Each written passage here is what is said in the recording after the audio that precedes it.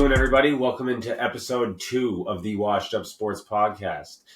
We are your Washed Up Sports hosts, Patrick Quinn, Ortiz, and I'm Bobby Hanscom.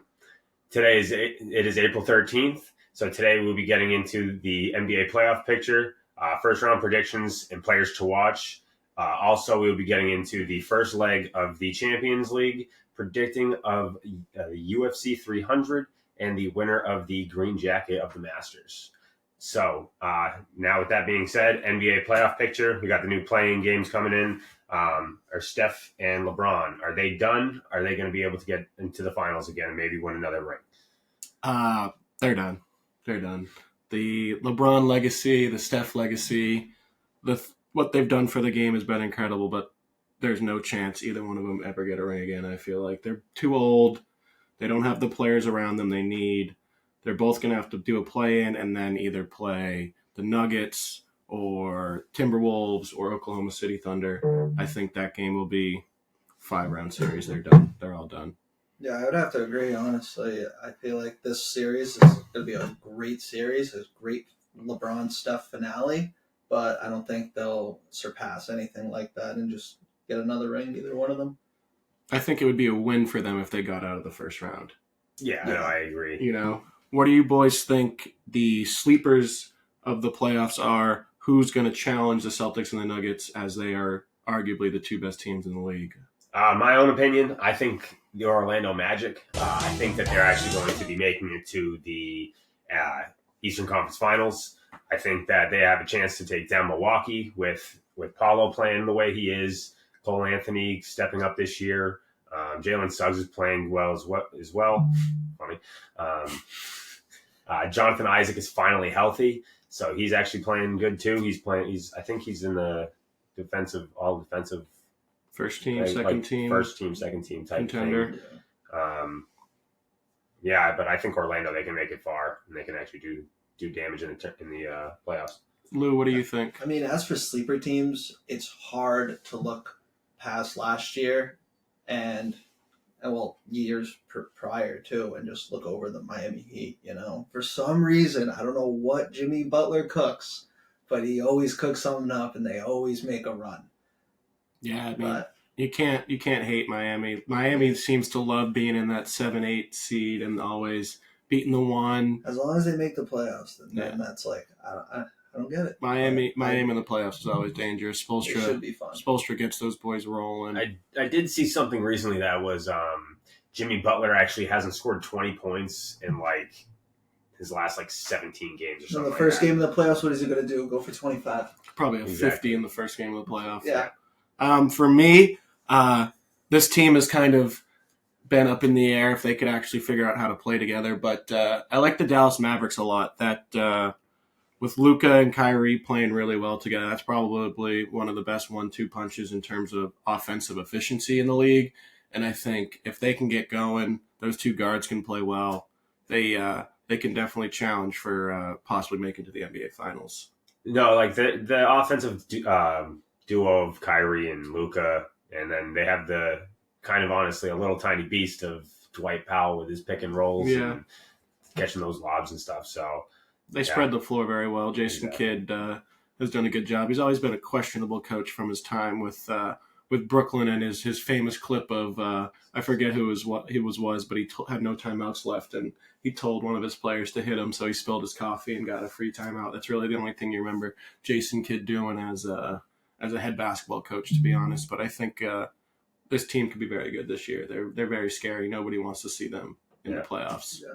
All right, so now what's your most intriguing, exciting predictions for the first round playoff matchups? I know as we're recording, they aren't actually set in stone because the top half of the West and the bottom half of the East is so tight. Half a game left with one game left going into tomorrow. But as we're recording, what do you think are going to be your most intriguing favorite matchups of the first round? I mean, kind of to piggyback what you guys were talking about, I like the Mavs Clippers. Mm-hmm. I feel like that's been the third playoff meetup in the past 5 years. I feel like you said, Luka and Kyrie, a great backcourt right now. Their offense is insane. I feel like that's going to be a fun fun matchup. Honestly, I do like the Mavs in that though. Yeah, because also on the Clippers side, you got Kawhi, who hasn't played the last 7 games, knee injury. So are they going to stay healthy? But I'll see. That's the biggest thing with the Clippers. It seems like every year, I mean, with such a talented roster, but a talented roster out of 10 years ago was put together, Right. They'd probably be the best team of all time. Oh, absolutely. But Yeah. with aging players and Harden and Westbrook and Paul George and Kawhi, can they actually get all of them to be healthy enough to stay on the court for? I think this will probably go to a 6-7 game series. Can they play every single game, traveling all over the place in the intensity of the playoffs? Yeah.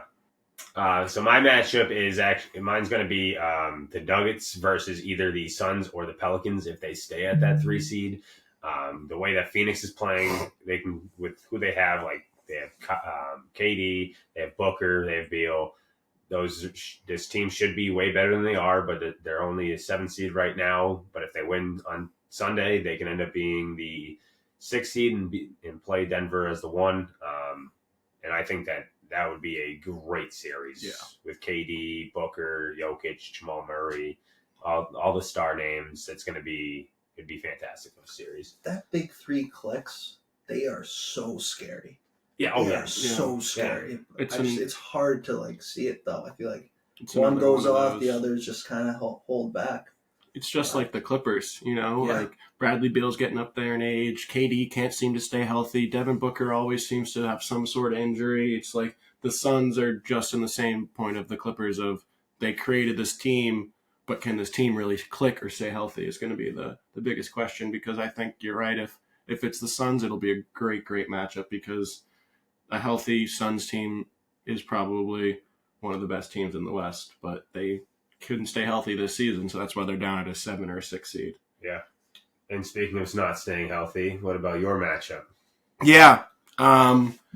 Be an interesting one. The Bucks obviously have probably had one of the weirdest seasons they've had in a long time, with a unbelievable record to start the season and firing their head coach, then bringing in Doc Rivers pretty much 30 seconds after they fired him. So it seemed like they knew, all right, we're bringing in Doc. And then Doc, I believe, has had a below 500 record since he's become the coach of the Bucks. And I have them playing the Sixers, so that is my most intriguing matchup. The 2-7.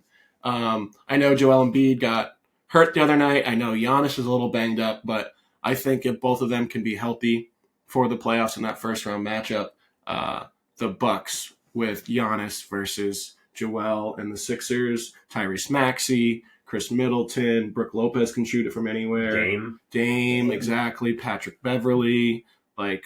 That could be a very, very intriguing matchup if you go back a year, 2 years ago. That's a 2-3 matchup in the Eastern Conference semifinals or even the Eastern Conference finals. So I think that could be a very, very intriguing matchup depending on play-in and what happens tomorrow. But that would be very exciting to see in the first round. Yeah.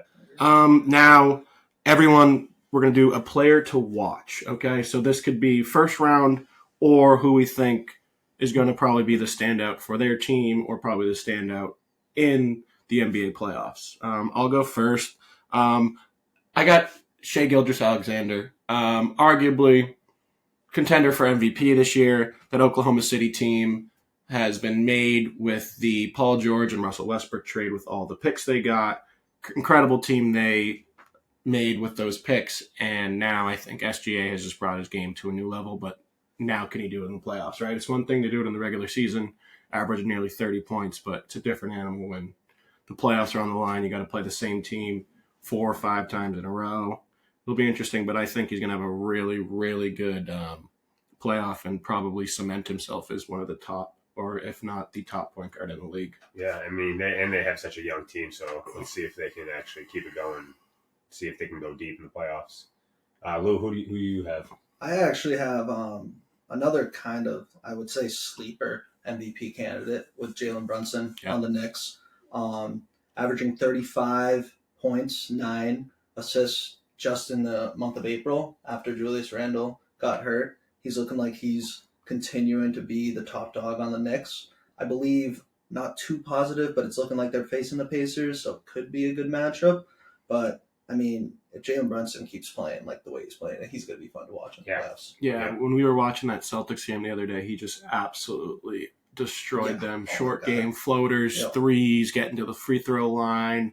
Just absolutely has been standing on his head since Julius Randle. He likes the big moments. You know, 2-time NCAA champion. Yeah. So, he loves playing in those big moments, and it'd be fun to watch in a playoff series. Now, Yeah. him being the top dog with Randle out, let's see how the Knicks do, Yeah, and put up 50 against the Spurs. Yeah. It's the Spurs. It's still 50. 50 is hard to get no matter what. Not unless you're the guy on the Detroit Pistons who dropped 50 like 2 weeks ago. That was a quiet 50, let me tell you. It was. What about you, Bill? Who's your one to watch for the NBA playoffs? So mine is who I think should be the MVP. Mine's Jason Tatum. So let's see if he can actually get over the hump. I know we're all Celtics fans, so let's see if he can actually get over the hump, win us a ring, and actually do something in the finals. And yeah, I mean, Jason Tatum, if anything has been on kind of his calling card that he has not done yet, is show up in the playoffs and perform. I mean, he had that ankle injury in Game 5 or 6 of the NBA Finals last year that kind of destroyed the Celtics, and then that's always been his kind of whatever you want to call it. The negative about him is, will he show up in the playoffs when they need him to win the big game and be the leader that he's supposed to be? So the thing is so people say that, but don't remember the other end of him putting up 50 in a Game 7 against the Sixers, against the Sixers, and against the Bucks. He did it twice in Game 7, and he put up 48 in Game 6 against Milwaukee when they were down 3-2. But everyone's going to remember his NBA Finals performance, and that's how it's going to be. That's the league. That's the world we live in. That's the league he plays in. Yep. You know, when you're such a good team, it's how do you do in the finals when Steph absolutely dogged him in every aspect in that tournament. Yeah. Also think about it. Think about it too, though. Like LeBron, he didn't win his first NBA championship till 27. Yeah. Curry, he didn't win his first till 28. Yeah. Jokic, he didn't win his first till 27. So it's and Tatum's only 26. Yeah. So it's everyone's always dogging him until he wins one, but yet he has some time. It's just that high expectation too, playing for the Boston Celtics. He has had great games in the playoffs. But I think a big thing of him, too, is not starting the game off well. I feel like that was a big thing last year where he would shoot 1 for 7, 0 for 6 starting the first quarter. He wouldn't find his rhythm until the fourth. Sometimes there were close calls. Sometimes we really need him. We just need him to just shoot the ball better. And I feel like this year he's focused more on mid-range rather than pulling up on those threes, shooting less threes this year, I believe. So, I mean, if he gets that mid-range, man, he's lethal. Yeah, I think it's also, you forget that he's only 26 years old because he's been playing in the league for now. This is his 7th or 8th season. Well, technically, I think it is because he came in when he was 19. Yeah, he dunked on LeBron at 19. Yeah, so they've always picture in my head. They've always been in the playoffs, So I think for him, he's definitely gotten some unfair kind of criticism, but that's what you get when you're playing for the Boston Celtics. You have this elite team around you. You have the number 1 seed. You have the best record in the NBA. So it's really going to be all the eyes are going to be on him this playoff to really see if he can make that next step and bring a championship back to Boston. All right. So now for all you soccer lovers out there, we're going to be talking about the Champions League first leg. I don't really know anything about soccer. So personally, this is going to be up to Lewis and Pat. They're going to end up talking about each matchup and that happened, and then they're going to get into their predictions of the second leg. So, Man City, Real Madrid game. How'd that go? Close Bernabeu, dude. What a game that was. That was insane. I personally felt like they didn't play. There was no tactical ball there. Both coaches just put their best 11 out there, and they were like, just play fucking ball. Yeah. Just play ball. And all those goals were screamers. Insane. Bernardo in the first 10 minutes. That was insane. That was a goalkeeper mistake. Well, goalkeeper mistake, but still. What a way to start the game. That was 3-4 minutes into the game, and then after that you had almost an own goal kind of from Ruben Diaz off of Camavinga, then Rodrigo maybe 2 minutes after that, and then 15, 20 minutes of the game, it's already 2-1, completely wide open. What a game. But that second half was unbelievable. The goals that Man City scored between Foden's absolute sniper outside of the box. Foden! Fuck.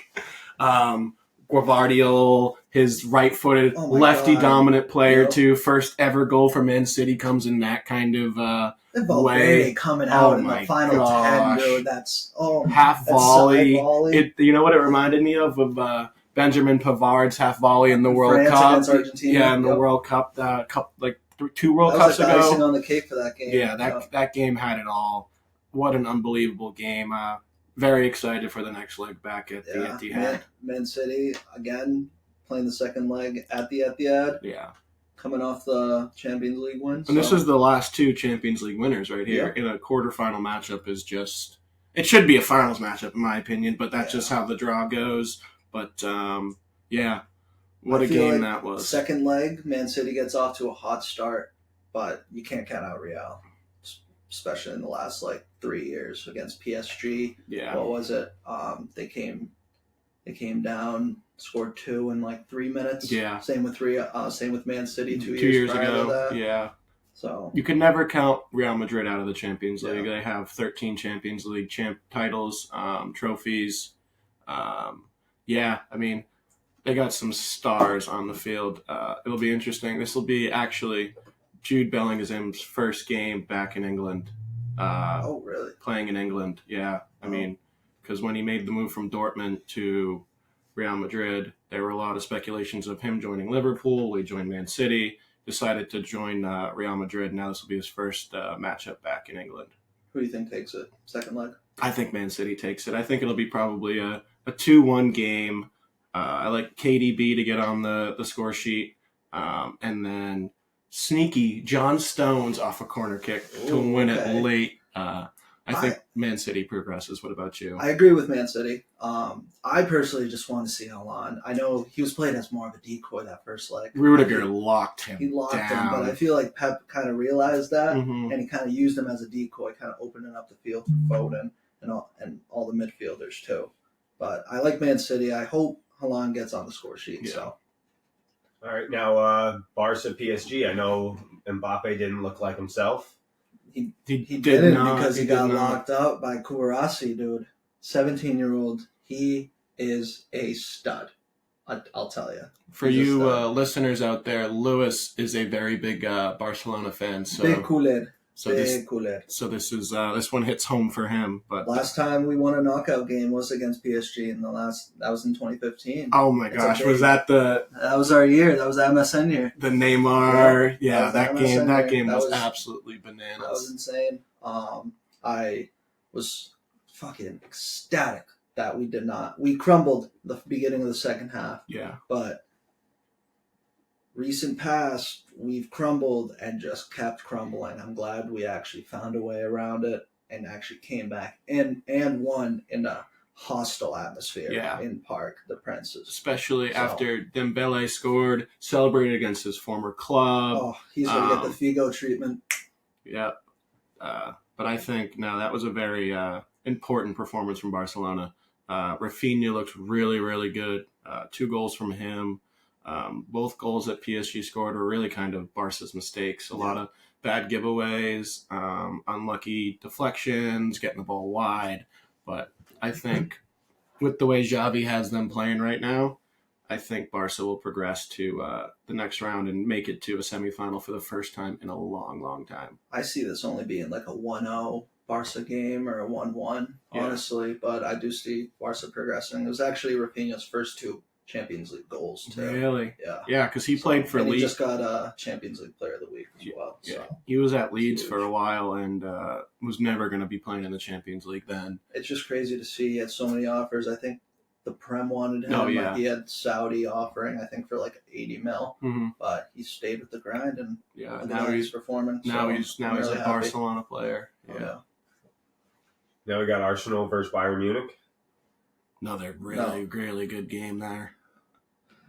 I think that game favored Bayern so much because to go to Emirates Stadium and get away with a draw there after a great start by Arsenal scoring in like the first 15-20 minutes through Bukayo Saka. I don't know if you saw it, but I saw a video of Bayern warming up in their hotel lobby. Really? Right before going to the Emirates. Yeah. Thomas Tuchel has a weird way. But also speaking, Thomas Tuchel, as bad as his season can be, I mean, when Chelsea won the Champions League probably 4 or 5 years ago now, they were not very high up in the league table. That, he was at PSG, whom he brought to the Champions League final. So there's something about Thomas Tuchel in the Champions League. I believe it's his final year. Yes, he's also leaving at the end of this year. So I'm hoping Bayern progresses. Obviously, do not want to see Arsenal do anything good ever in their careers in the league or in the Champions League or the FA Cup or whatever it is. But I think going back to the Allianz Arena for Bayern will be a great way to kind of get back home. It's all tied up, everything to play for. I'm going 3-1 Bayern win to progress to the semifinals. I'd agree with you. I think Bayern just have the Champions League, Champions League experience. Pedigree, mentality. Yeah, exactly. Yeah. So, like, every year they're always competitors, always ready to play, and especially second leg being at home is such a big advantage. I like 2-0, honestly. Yeah. I don't think they make it past nor Arsenal does, so I like 2-0 and Bayern continues. All right, now the last one, Dortmund versus Atletico. What are we thinking? See, this one's like kind of like a toss in the air. Cannot make Dortmund, big goal to come back from 2-0 down, just a one goal difference. Yep. Going back home. Also, Dortmund's tough to play in too. Yeah. Dortmund, that's a crazy, very, very hostile environment. The yellow wall that they have, but Diego Simeone makes his name in the Champions League. There's something about these Spanish clubs and the way they build their teams is to compete in the Champions League. Mm-hmm.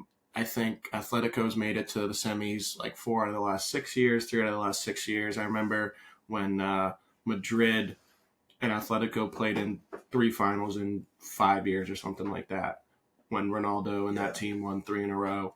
I think that goal from Dortmund was huge, but I think this game could be 0-0, honestly, and Atleti would progress because I could see Simeone just having a low block the entire time, not letting Dortmund get anything going, and then maybe getting a late counterattack when Dortmund really pushes numbers forward. So I could see a 0-0 draw or maybe a late goal from Atletico to progress them into the next round. I just think that Simeone knows what to do in these second legs to progress in the next round. I guess we're not going 4-for-4 then, because I truly like Dortmund. I feel like the second half they kind of brought their game to Atletico. I feel like they kind of have more of the momentum going into the second leg. Mm-hmm. I feel like it's going to be a 1-0 game. Yeah. Just going into, I feel like it's going to be a PK. Could be a PK I feel like game. It's going to come down to PKs. I feel like, but I would like Dortmund to move forward. Okay. So we have 2 German teams, 1 Spanish and 1 English in our semifinals of the Champions League. Yeah. That'll be an interesting draw.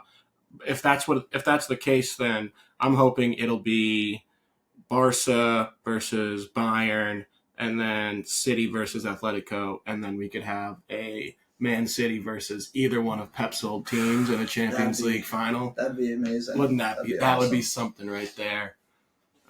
But yeah, so it's going to be exciting. Second legs are next week, right? Yep. Second legs are next week. Tuesday, Wednesday. So we will talk about those on the next podcast as well, react to our predictions, and move forward into the semifinals. All right. So, huge fight night tonight, boys. UFC 300. The most fighters ranked top 5 in their division in UFC 300 right now. Their depth is insane. A lot of fights here where it could be a title fight, even in the prelims.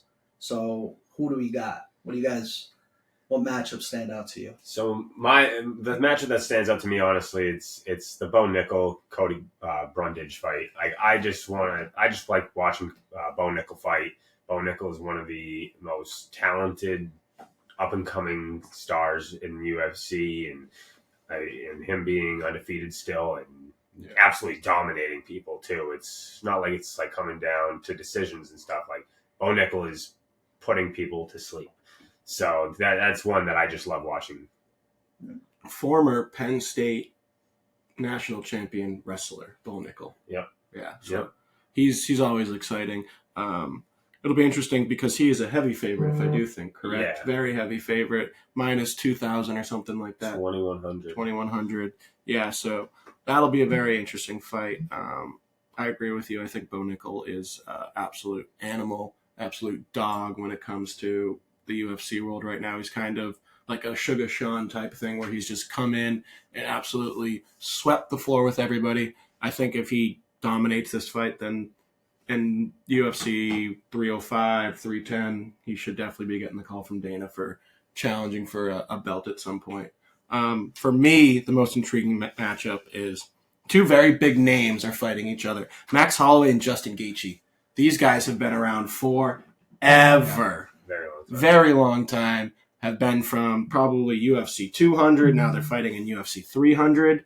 That's going to be very, very exciting to see them. Both of them are on the later side of their career. Can they go to the distance? Will one of them get knocked out? Will one of them not show up? I think that fight is going to be very, very interesting to see who comes out on top. Is it going to be an interesting fight? Yep. Are they going to be a lot on the ground, a lot of grappling, stand-up fighting? It'll be very interesting to see who sets the tone and can one react and make adjustments, knowing that both of them are so experienced in the UFC world. Now, Pat, if Holloway loses, do you think he's done? I think there's got to be a question about it. I think he has over 30, 35 fights in the UFC right now, and for a fighter, that's just absolutely insane to have that many fights. Really good record, though. I believe he's like 25-7 or 26-7. 25-7. Just to think of the longevity of a career. But the problem with these fighters is they don't know when to hang it up. Mm-hmm. You know, all they know is how to fight, and all they do is fight.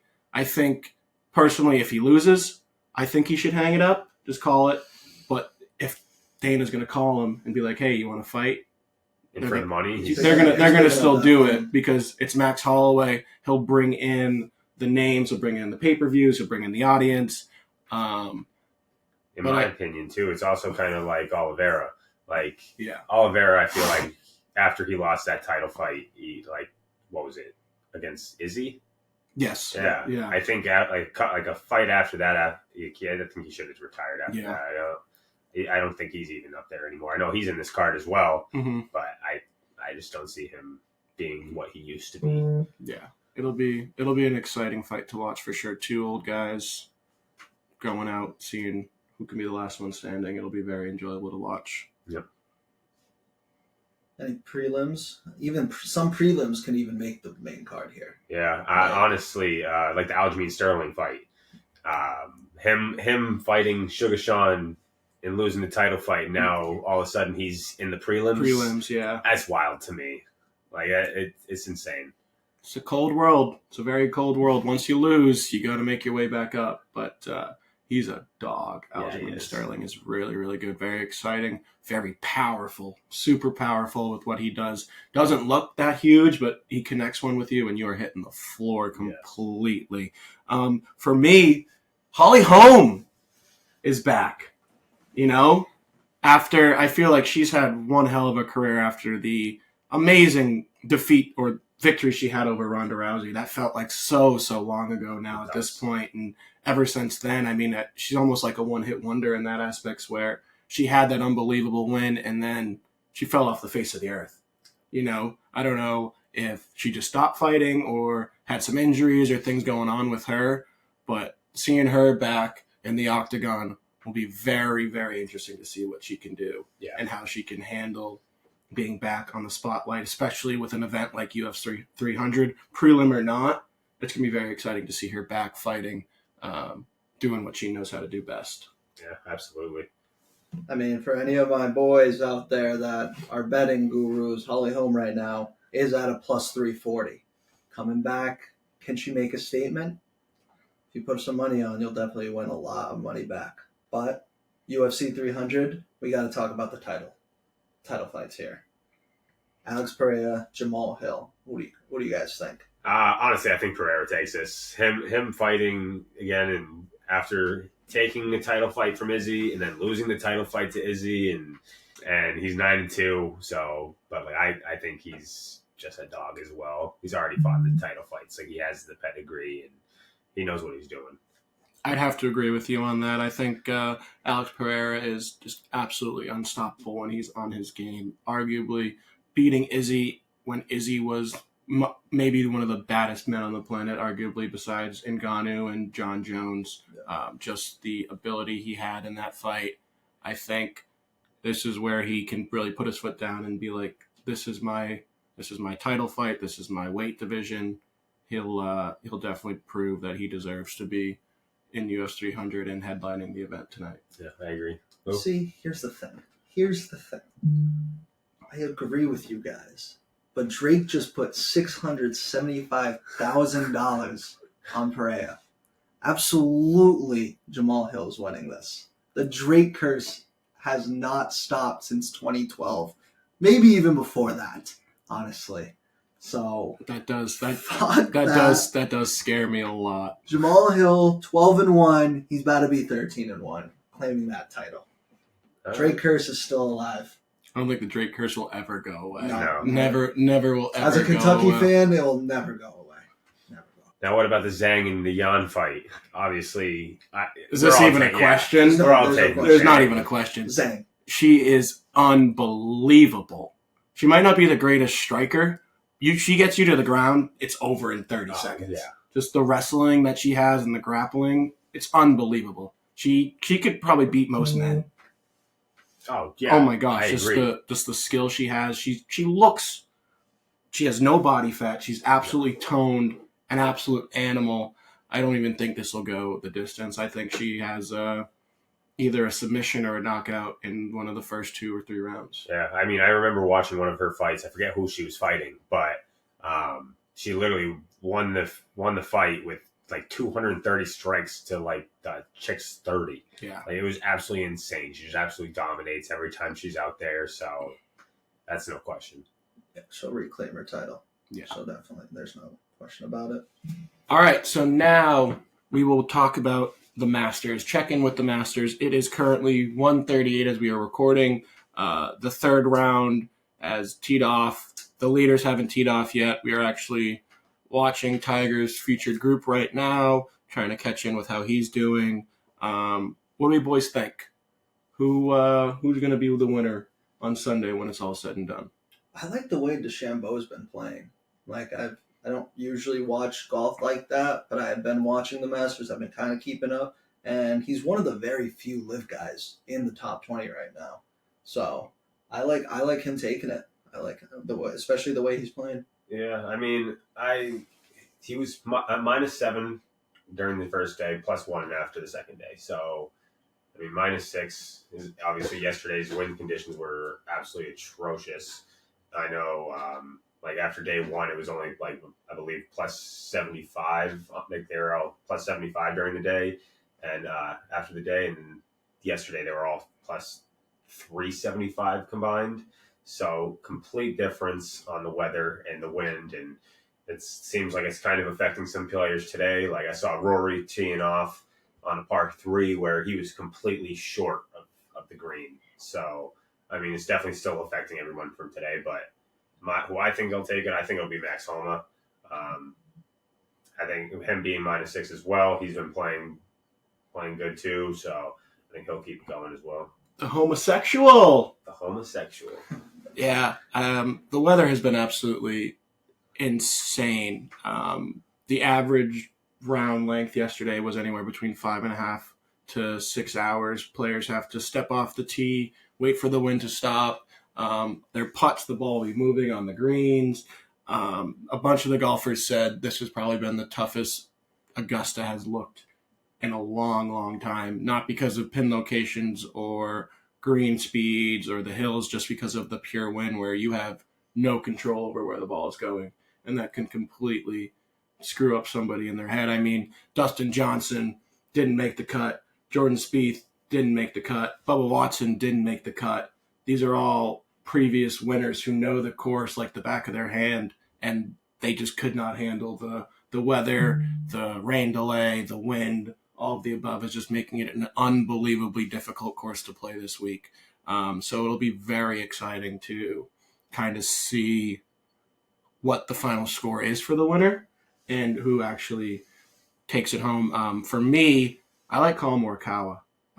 First day he wasn't amazing, but he was one of the better ones yesterday handling the wind. He shot -2, which for yesterday was absolutely unbelievable. To be only 3 back going into Saturday and Sunday with the winds dying down to some degree. There's still going to be some gusts going, but I like Collin Morikawa to be there at the end and competing on Sunday and hopefully winning his first green jacket, which would be very, very cool. And Lou, you did mention earlier about Bryson being the only live guy up at the top of the table. I mean, last year was a completely different story. You had Brooks up there, you had Phil Mickelson up there, you had now live guy John Rahm was up there. It's completely different now. 17 out of the 20 in the top 10 are from the PGA. Looks good for the PGA because it was always about live guys can't compete in Masters because they only play 3 rounds of golf in the weekend. It's more lackadaisical. They have to wear shorts. It's a team game. All these things that didn't come true last year are certainly coming to fruition this year, with the PGA being the heavy favorites in the top 20 of the Masters right now. All right, so now we're going to start wrapping things up. First, we're going to kind of get into the random news in the world of sports here, but first and foremost, I would like to have a moment of silence for a fallen beloved O.J. Simpson, if we could.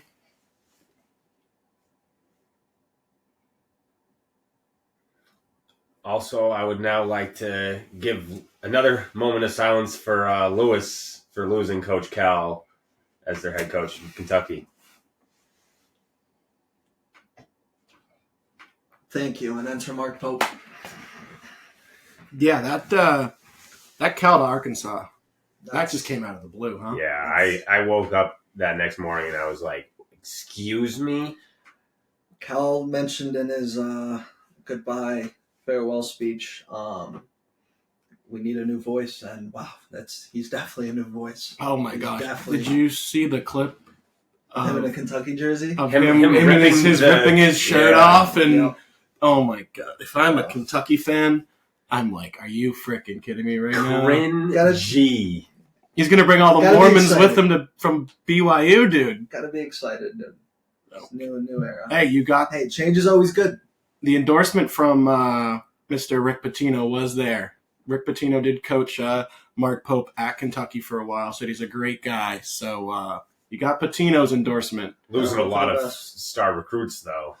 Yeah, I think we lost like 3 4-star, 5-star already. What makes it even worse, it's not like Cal went to the Big 10 or the Big 12 or the ACC. He went to Arkansas. Yeah, stayed in the SEC. Arkansas. That's tough. I mean, once Eric Musselman left Arkansas to go to the University of Southern California, it was only a matter of time who they were going to hire, but I never thought it was going to be Coach Cal. It happened so quick, man. News happened that he was leaving Kentucky and he was walking his dog that morning like it was nothing. I don't get it. I read something where him and kind of the people he associates himself with, be his agent, his other coaches, his friends, were very surprised by the hate the Kentucky Wildcats fans kind of showed towards him, which, I mean, if you think about it, when was the last time they were in the Elite Eight? Long time ago now. Yeah. And for a Kentucky program that prides themselves on winning SECs, Final Fours, national championships, I think it was the right time for him to go. Never thought it would have been there. No, I'd agree. And now I think Arkansas plays Kentucky in Lexington this year, so that'll be he'll get a lot of boos. That'll be a great welcome back right there. Probably still get a video.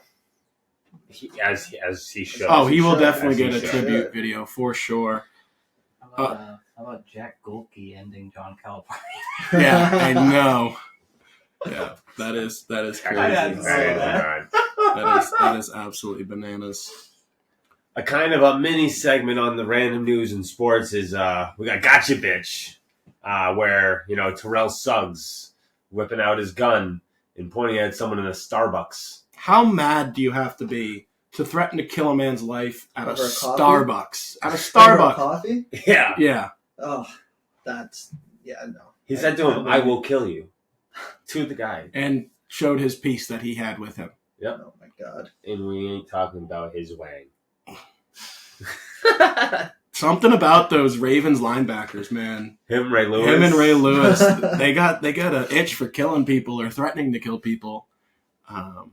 Yeah, but I think the bigger story in Gotcha Bitch is Rashee Rice. Oh my gosh, he's got 8 warrants out for him now. He turned himself in. He yesterday. turned himself in now finally, but Yeah. I saw they were able to track his car was going upwards of 115 miles per hour right before the car crash happened. You also get charged with leaving the scene of a crime. Oh too. yeah, Yeah, reckless there's so many endangerment. more. Yep, Yeah. and had Possession. 10.8 grams of weed in his car too, which in Possession of Texas marijuana. that's Stay a off misdemeanor. the weeds. Yes, that's our inner Stephen A. Smith right there. Luis Ortiz staying off the weed. Yeah, not a good look for unbelievable rookie year. Won a Super Bowl. Was on his way to getting paid. He was going to be a superstar. Was on his way to getting paid as a number 1 wide receiver in the league.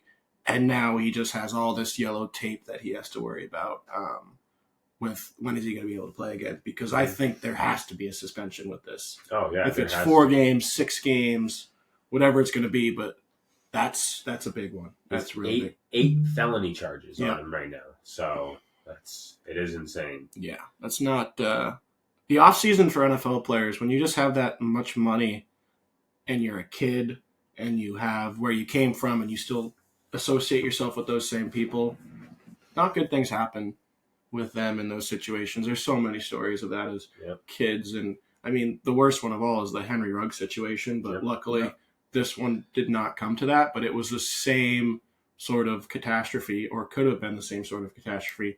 Really nice cars, driving reckless at unbelievable speeds on busy intersections.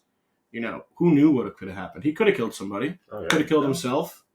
Yeah. His career could have been over. He could have been in jail. Yeah, it sucks that obviously we're all still young, but it's like no one really listens. No. It's like, hey, you're making this much money, you really should be careful with how you spend it and what you do with it. You just think you're invincible when you have that much money. You just think you're unstoppable. And it could be different if he had a lot of money, but he wasn't a Super Bowl champion superstar wide receiver for the Kansas City Chiefs. Right? Anything you do is going to be under a microscope. And as you can tell, everybody now is talking about what's going to come about this. Is he going to get jail time? Is he going to have fines? Is he going to get suspended? All because he wanted to go racing in his real nice Lamborghini, left the scene of an accident, had a bunch of weed. So, yeah, it's not what you want to see if you're the Kansas City Chiefs or Roger Goodell right now, because he has a decision to make. Yeah, absolutely. Now the most exciting random news going on in sports. Ohtani's interpreter. I'm going to say it right. Shohei. I'm going to say it right this time. Shohei. It ain't Shuhei. Yeah. Ohtani's interpreter is fucked. Yeah, he's done. The FBI got involved. Forensic accounting was looking into everything like that. They checked his cell phones, bank accounts, the bookie, text messages between them two. $16 million. I saw it was upwards of almost 40 now. Really? Well, that's his I believe that's his net losses. I think what they charged him with stealing from Shohei was $16 million. $16 million. Yeah. Holy cow. Yeah. And the funniest part about that was I saw a graphic and it said the lowest wager he put in was $10. Yeah. He did put in a $10 wager. Hey, sounds like me. Yeah. His average bet, 12,800. His winning bets accumulated $142 million. Losing bets accumulated $182 million. So he lost $40 million. If I'm that bookie, I love my life. Yeah. Right? This isn't a 3-year span. I love my life. It's crazy. Actually, A little bit less than 3. I think it was once Ohtani kind of started to become Yeah. a big name and came from Japan and stuff like that. But I'm gonna tell you though, this dude's so due. If he puts another bet, he's so due. Come on, he's got to win it back. He averaged putting in about 25 bets a day as well. So he was betting on everything and anything under the sun. And my God, did he miss a lot. What percentage of bets you think Ohtani was in on them? See, that's where it gets because they took Ohtani's phone, they took the interpreter's phone, and there were no communication between them about betting and stuff like that. But that doesn't mean it doesn't happen in person. I completely agree with that, and they'll never be able to charge Ohtani because they weren't recording these conversations, But the whole thing is just an absolute disaster going on right now because Ohtani just wants to focus on playing baseball. Yep. He wants to go win a World Series, and now this guy that was quote unquote his only person in the United States that he could trust, spoke the same language as him, was at his breakfast, lunch, dinner, was next to him for everything, was stealing money from him and lying about it and losing a lot of his money. It's just absolutely unreal that something like this could happen or that Ohtani could be that stupid. I thought I bet a lot. Now, question for you guys. Is this Ohtani's fault for not realizing it? Or do we think the interpreter was really, really good going behind Ohtani's back? Is yes a good answer? Is yes a good answer?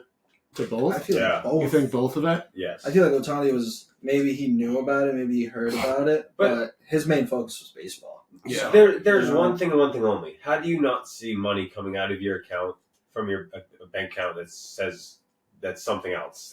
How do you not see that? I saw something where Ohtani gave his interpreter access to his phone, and I guess the interpreter was able to do something with the bank account that he has on his phone that he wouldn't get alerts sent to Ohtani's phone if money was taken out. So still, I feel like you still got to check it. But over a period of time, you can also take out different increments where you can't really see it. When you have, but I don't know, when you have that much money and you put all the faith into those people to handle that stuff, right? Like you're not, like you said, he's focusing on baseball. Yeah. So it's just unbelievable that this has even come about, and this is the story to kick off the MLB season. It'll be interesting. Yeah. Because go ahead. No, go ahead. I was going to say, and Shohei hasn't even played well at all, even to start the year. So this has definitely been on his mind. Yeah, he's facing up to 40 years of jail time right now. His interpreter right now is facing 40 years of jail time. Wow, that next interpreter, he's going to have a lot of shoes to fill. Oh my gosh, yeah. No trust for Shohei either. FBI might just make a translator for him. Yeah, right. Or just they just put a chip in his phone to make sure nothing goes on that is not legal. All right, now everybody's favorite segment, which we now finally came up with a name with, was called Washed Up Wagers, where Pat, starting last week, is 3-0, and Lewis and I are 1-2. Not off to a good start for us. Diamondbacks, I'm sorry, I don't know how they just scored 6 and just shit the bed, but they were up 6-0 and shit the bed, lost 9-8. I blame them. Let's also, you both took NC State, okay? You took them plus the points. I took you took them money line. So you deserve to at least have one loss in there, okay? Absolutely. Should have been 2 dubs, though. Yeah, so that wasn't the smartest idea. No. And I think you did say, I like to take the more outrageous bets. Yes. So at the end of this, you could be the one losing it all. And you're off to a great start. NC State money line, when I think they lost by 14, was off to a good start on what you were saying earlier. Bill, you want to start us off with your 3 best bets for the weekend? All right, so my best bets for this weekend are going to be Max Homa to win the Masters.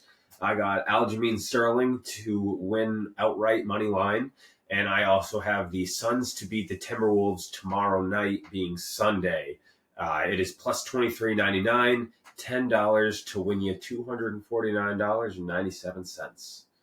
Not bad odds. I like that. Thank you. Zelda, what you got? So for me, I got Zhang tonight winning by TKO or a knockout. I see her just finishing it off. I don't think it'll go the distance.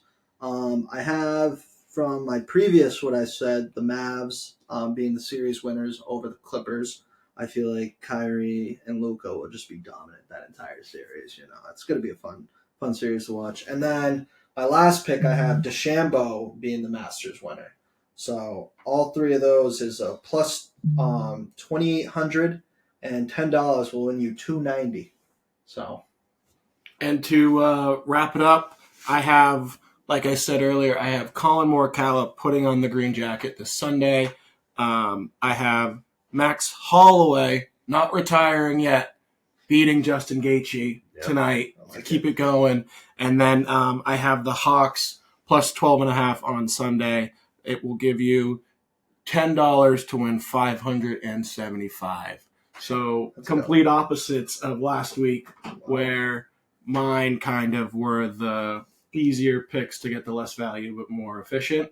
Complete opposite this week, where I have the highest winnings in my bets. But that also comes down to Max Homa is 6 under, DeChambeau 6 under. Yeah. So those are also very heavier favorites compared to a Colin Morikawa. Zhang, really heavy favorite. And I think Aljamain Sterling is also a very heavy favorite. No, he's not. No, he's not. He's minus 135. Oh, yeah. Okay. Yep. But Max Holloway is plus money, Colin Morikawa is plus money, and the Hawks are also plus money. Yeah, so thank everybody for listening to episode 2 of the Washed Up Sports Hot Podcast. We hope you all enjoyed. Stay tuned into next episode to see if our predictions come true. And we will be dropping on every Tuesday and Friday. So follow us on Twitter, YouTube, Spotify. And as always, stay washed.